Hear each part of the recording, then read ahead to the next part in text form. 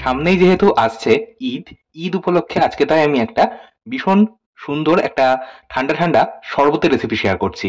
তবে আপনারা যে শুধুমাত্র ঈদেই এই শরবত বানাতে পারেন এমনটা নয়। আপনারা চাইলে সামনে যেহেতু বেশ গরম আসছে, তো গরমেও এই শরবত আপনারা বানাতে পারেন। এই শরবতের নাম হলো মহব্বত কা শরবত বা মহব্বত শরবত, মানে ভালোবাসার শরবত।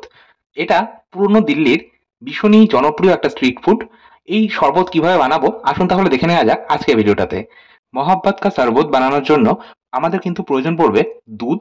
এখানে আমি ১ লিটার দুধ আগে থেকেই জাল দিয়ে ঠান্ডা করে নিয়েছি। এখানে আমি দুধটা আগেই ১ ঘন্টা আগে জাল দিয়ে রেখেছিলাম। দেখুন দুধটা কিন্তু এখন নরমাল রুম টেম্পারেচারে চলে এসেছে। এখন এই নরমাল টেম্পারেচারে থাকা দুধটা নরমাল ফ্রিজে রেখে দিচ্ছি। যেহেতু এটা শরবত তাই আমাদের কিন্তু ঠান্ডা দুধ প্রয়োজন।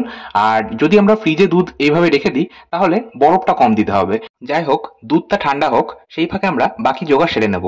তার জন্য গ্যাস বার্নার অন করে একটা সসপ্যানের মধ্যে দিয়ে দিলাম ১ লিটার পরিমাণে জল। গ্যাসের ফ্লেমটাকে একদম হাই ফ্লেমে রেখে জলে একটা বয়েল আসা পর্যন্ত অপেক্ষা করব। একটা বয়েল চলে আসলে গ্যাসের ফ্লেম বন্ধ করে দেবো। দেখুন জলে বয়েল চলে এসেছে। এখন আমি গ্যাস ওভেন থেকে এই গরম জলটা নামিয়ে নিলাম। দুটো এরকম একটু ছড়ানো থালা নিয়েছি।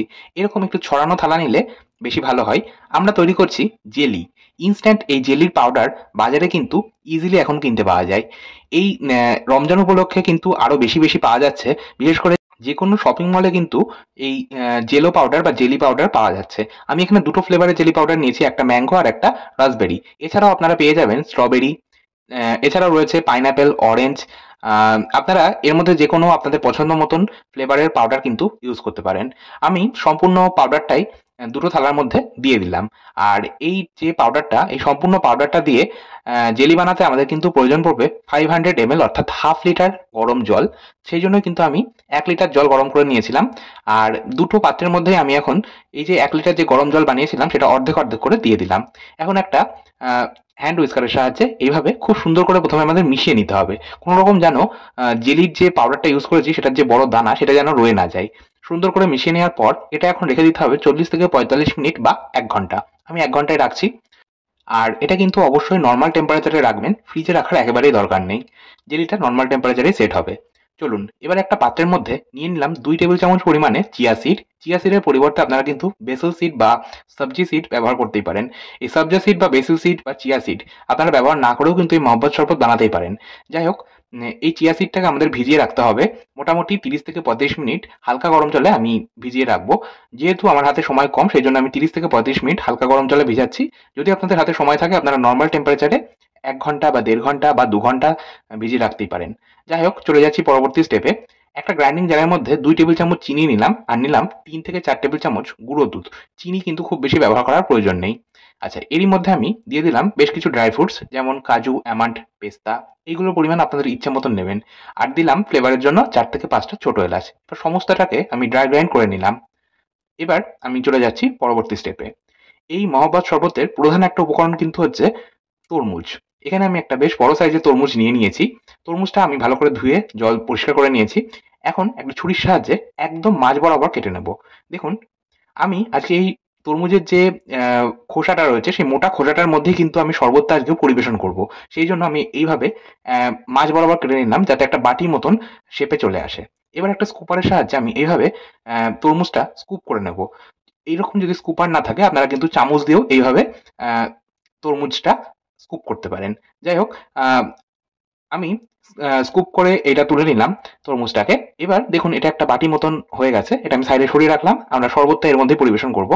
যাই হোক, এখন একটা মাডলার নিয়েছি। মাডলার বলতে হামানদিস্তার যে উপরের অংশটা থাকে সেইটা নিয়েছি। এবার এইভাবে আমি একটু ক্রাশ মতন করে নেব। আমি মাডলারের সাহায্যে করছি। আপনারা কিন্তু চাইলে হাত দিয়েও এই কাজটা করতে পারেন। হাত দিয়ে ঠিক যেভাবে আমরা ভর্তা বা আলু সেদ্ধ মাখি সেইভাবে কিন্তু মেখে নিতে হবে। দেখুন এটা কিন্তু একদম মিহি পেস্ট হবে না। এরকম একটা ক্রাশ মতন তৈরি করব। মানে এটা ওয়াটারমেলন ক্রাশ তৈরি করে নিলাম। এটা সাইডে সরিয়ে রাখছি। আর আরেকটা কথা যেটা বলবো, আমি তরমুজের বীজটাকে আর আলাদা করে বেছে ফেললাম না। আপনারা কিন্তু চাইলে বেছে নিতে পারেন। অপরদিকে আমার ১ ঘন্টা হয়ে গেছে জেলিটা সেট করতে দিয়েছিলাম আর জেলি কিন্তু খুব সুন্দরভাবে সেট হয়ে গেছে। আপনারা দেখেই সেটা বুঝতে পারছেন। এখন একটা ছুরির সাহায্যে এইভাবে আমি কেটে নেব বা টুকরো করে নেব। দেখুন খুব অনায়াসেই কিন্তু জেলিটা সুন্দরভাবে থালার থেকে ছেড়ে আসবে। দুটো জেলি আমি একইভাবে কেটে নেব। আর এই জেলি কিন্তু খেতে অসাধারণ হয়। আচ্ছা, আরেকটা কথা যেটা বলবো, আপনারা যদি এরকম জেলো পাউডার বা জেলি পাউডার ইউজ না করতে চান, সেক্ষেত্রে বাচ্চাদের যে ছোট ছোট জেলি বাজারে কিনতে পাওয়া যায় 1 টাকা বা 2 টাকা করে, সেই জেলিগুলো কিন্তু আপনারা কিনে নিয়ে আসতে পারেন। সেগুলো ছোট ছোট টুকরো করে এই শরবতের মধ্যে দেবেন, তাতেও কিন্তু খুব সুন্দর স্বাদ হয়। যাই হোক, চলুন এবার শরবতটা তৈরি করা যাক। এখন একটা বেশ বড় সাইজের জার নিয়ে নিয়েছি। জারের মধ্যে প্রথমেই দিয়ে দিলাম ঠান্ডা করে নেওয়া দুধ, দিয়ে দিলাম পরিমাণ মতন বরফ। আপনারা যেমন ঠান্ডা খেতে পছন্দ করবেন সেই মতো কিন্তু বরফ ব্যবহার করবেন। এবার দিয়ে দিলাম ওয়াটারমেলন ক্রাশ, যেটা বানিয়ে রেখেছি সেটা। আমি অর্ধেকটা দিলাম, বাকি অর্ধেকটা আমি পরে ব্যবহার করব। এবার যে পাউডারটা বানিয়ে রেখেছিলাম ড্রাই ফ্রুট আর চিনি আর গুঁড়ো দুধের, সেটা কিন্তু সম্পূর্ণটাই দিয়ে দিলাম। চিয়া সিডটাকেও আমি দিয়ে দিচ্ছি। চিয়া সিড কিন্তু খুব সুন্দরভাবে ভিজে ফুলে উঠেছে। দিয়ে দিলাম। এবার আমি দিয়ে দিচ্ছি 2 রকম জেলি।